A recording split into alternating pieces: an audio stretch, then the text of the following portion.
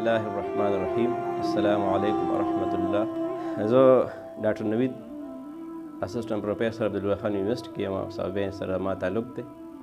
دا اوس چې کومه واقعه کاکا صاحب زیارت کې شوې ده، عوض نور هغه ماشومې نوم دی.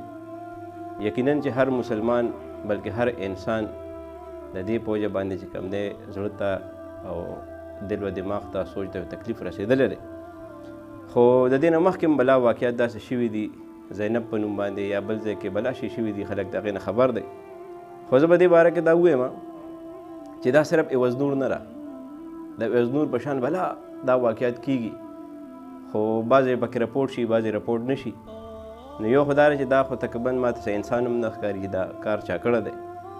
نو د دې بنیادي د دې کس ته داسې سزا پکار ده چې هغه یو عبرتناک او تاریخي سزا وي.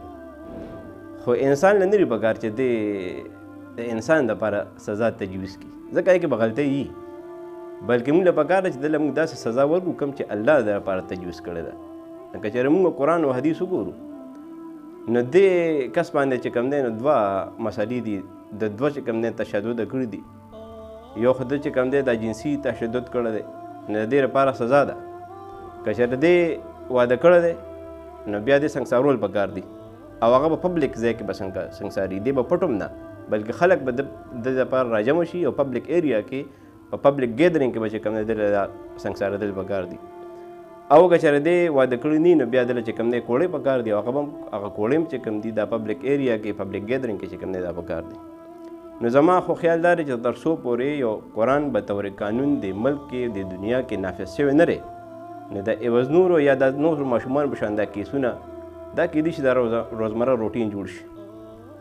دویمه خبره د دې تدارک موږ داسې کولی شو، پکار چې موږ خپل بچي څه ناسو ایجوکیټ کړو، د هغې تربیت وکړو انساني لحاظ سره، مذهبي لحاظ سره، د دین لحاظ سره.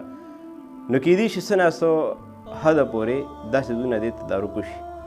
یا مونږ چې کوم دی خوشقسمتۍ نه یو اسلامي ملک کې آزاد ملک کې الحمدلله اوسیږو. د پاکستان 1973 آئین دفعہ में बेदा था ना कि कोई भी कानून कुरान और सुन्नत के मुनाफी नहीं बनाया जाएगा.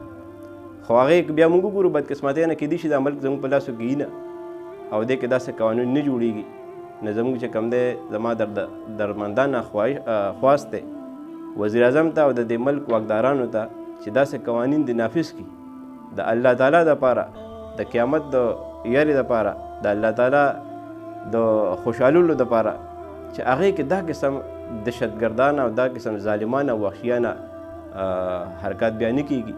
او فیوچر کې چې کوم دی پکار دی چې د سکول په سطح باندې، د حجرې په سطح، د جومات په سطح داسې ټریننګونه ورکشاپ یې موږ شروع کړو چې انسانیت خلکو ته موږ وښیو چې انسانیت څه شی دی. ځکه چې بدقسمتۍ نه موږ د انسانیت نه ډېر زیات لرې تللي یو، او انسانیت ته موږ څنګه نږدې کېږو. د ټول نه لوی انسانیت دا په دین اسلام کې موجود دی. زما نشي خیالو چې د دین اسلام نه لوی انسانیت موجود دی. مخکې یو واقع شوی وه، دا کله چې ایدي صاحب وفات شو نو خلکو به وایي زما لوی مذهب انسانیت دی. نو عزیزانو او دوستانو، انسانیت ګورې مذهب نه دی، ان الدین عند الله الاسلام. د الله تعالی په نزد باندې بهترین دین چې کوم دی دا اسلام دی، انسانیت د سره مذهب نه دی.